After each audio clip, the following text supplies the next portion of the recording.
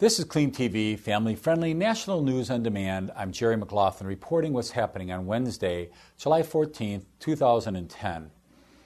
British Petroleum took a major step toward capping the out-of-control Deepwater Horizon oil well, which has been spewing millions of gallons of crude oil into the Gulf of Mexico for nearly 3 months. Engineers successfully lowered an 18-foot containment cap onto the wellhead and are now underway to make the final adjustments before testing the shutoff valve that could end the contamination once and for all. The valve will be monitored for pressure as they close one by one, limiting and then hopefully eliminating the oil spill. The testing process is expected to take about 48 hours to be complete. Meanwhile, work continues on BP's backup plan of drilling a relief well that's expected to be completed by the end of the month. Illustrating that a promise made is not necessarily a promise kept, the Obama administration is again under fire for violating one of its own ethics pledges. On the campaign trail, candidate Obama initially pledged to hire no more former lobbyists.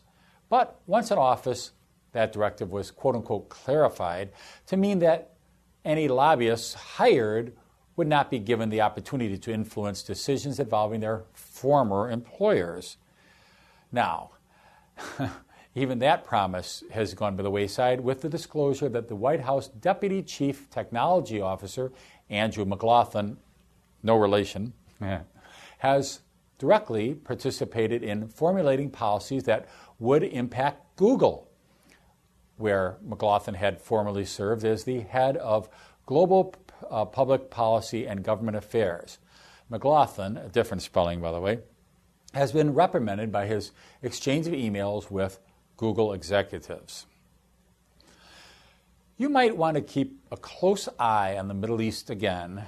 That's the words out of Russia's President Dmitry Medvedev, out of his mouth there, saying that Iran is making progress towards being able to create nuclear weapons. Now, this admission came even as Israeli Prime Minister Benjamin Netanyahu was telling an American television audience that it would be a mistake to believe that Iran's nuclear ambitions can be contained. However, Netanyahu added that such irrational regimes cannot be allowed to obtain nuclear weapons. He labeled Tehran's efforts to join the nuclear club, quote, very, very dangerous, unquote. When pressed for a deadline when diplomatic efforts to derail a nuclear Iran could be replaced by military options, Netanyahu declined to say. A trial date has been set for September 16th in District Court in Dearborn, Michigan, with 4 Christians charged with breach of the peace as they tried to share their Christian faith to Muslims at a June 18th International Arab Festival. As the 4 were taken off to jail, many in the crowd shouted Allah Akbar, the same battle cry used by Muslim suicide bombers right before they do their dirty deeds. As the 4 were placed in handcuffs, they had to be assaulted with that phrase, knowing what it's associated with. Robert Muse of Thomas More Law Center says there is a very strong possibility that a federal civil rights case will be filed on behalf of the 4 Christians. Muse also says, quote, it's evident that the Dearborn Police Department was more interested in placating Muslims than obeying the U.S. Constitution, unquote.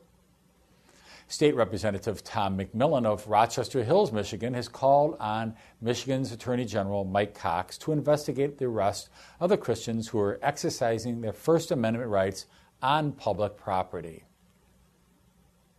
Hey, who says the California state is soft on crime? Well, the People's Republic of California in Orange County, as reported in the Orange County Register, reports that a Southern California woman was sentenced to prison for 1 year for sending several hundred threatening text messages to herself. Huh? So, why the big penalty? Well, Jean Mandango Maniwanga had told police that her sister-in-law and former boyfriend were the harassers behind the text. You just can't send text messages to yourself and accuse it of somebody else and see them get arrested and think you'll get away with it. Well, she didn't get away with it. She's getting 1 year in prison. A new report from Great Britain's Royal College of Obstetricians and Gynecologists has released a study that claims that babies in the womb are not able to feel pain. Now, this study is being used to attempt to challenge the UK's current legalization of abortions up to 24 weeks. Monahan, of the Center for Human Dignity of the Family Research Council of Washington, also says it's just a matter of time before the study like this one are used by the American abortion industry to challenge the number of new pro-life laws now in this country.